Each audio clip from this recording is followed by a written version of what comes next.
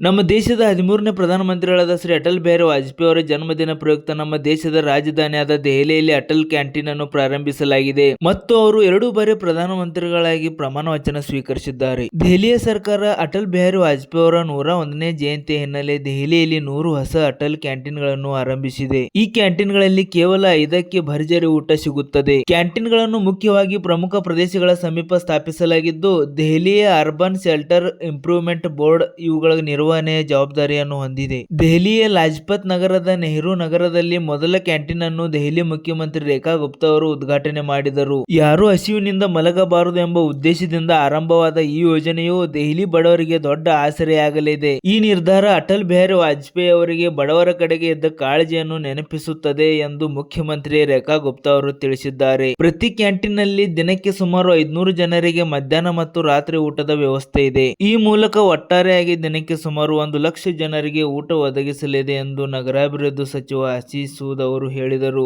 ಮತ್ತು ಈ ಕ್ಯಾಂಟೀನ್ ಬೆಳಗ್ಗೆ 11:30 ರಿಂದ ಮಧ್ಯಾಹ್ನ 2 ಗಂಟೆವರೆಗೆ ಮತ್ತು ಸಂಜೆ ವೇಳೆ 6:30 ರಿಂದ 9 ಗಂಟೆವರೆಗೆ ತೆರೆದಿರುತ್ತದೆ. ದೆಹಲಿ ಮುಖ್ಯಮಂತ್ರಿ ರೇಖಾ ಗುಪ್ತಾ ಮತ್ತು ಕೇಂದ್ರ ಇಂಧನ ಮತ್ತು ವಸತಿ ಸಚಿವ ಮನೋಹರ್ ಲಾಲ್ ಖಟ್ಟರ್ ಅವರು ನೆಹರು ನಗರದ ಅಪ್ನಾ ಬಜಾರ್ ಬಳಿ ಅಟಲ್ ಕ್ಯಾಂಟೀನ್ಗೆ ಚಾಲನೆ ನೀಡಿದರು. ಇದೇ ವೇಳೆ 44 ಕ್ಯಾಂಟೀನ್ಗಳನ್ನು ಉದ್ಘಾಟಿಸಲಾಯಿತು. ಒಟ್ಟು 100 ಅಟಲ್ ಕ್ಯಾಂಟೀನ್ಗಳನ್ನು ಆರಂಭಿಸುವ ಯೋಜನೆಯನ್ನು ಸರ್ಕಾರ ಹೊಂದಿದೆ.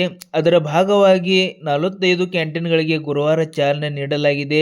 ಉಳಿದ 55 ಕ್ಯಾಂಟೀನ್ಗಳು ಮುಂದಿನ 15 ರಿಂದ 20 ದಿನಗಳಲ್ಲಿ ಆರಂಭವಾಗಲಿದೆ ಎಂದು ರೇಖಾ ಗುಪ್ತಾ ಅವರು ಮಾಹಿತಿಯನ್ನು ನೀಡಿದರು. ಪ್ರತಿ ಕ್ಯಾಂಟೀನ್ಗೆ ನಿತ್ಯ ಸುಮಾರು 1,000 ಊಟಗಳನ್ನು ವಿತರಿಸಲಾಗುವುದು. ಈ ಯೋಜನೆಯಿಂದ ನಿತ್ಯ 1 ಲಕ್ಷ ಜನರಿಗೆ ಅನುಕೂಲವಾಗಲಿದೆ. ರಾಜಧಾನಿಯಲ್ಲಿ ಕೂಲಿ ಕೆಲಸಗಾರರು, ಕಾರ್ಮಿಕರು, ಬಡವರಿಗೆ ಪೌಷ್ಟಿಕ ಆಹಾರ ದೊರೆಯಲಿದೆ ಎಂಬುದು ಯೋಜನೆಯ ಉದ್ದೇಶ.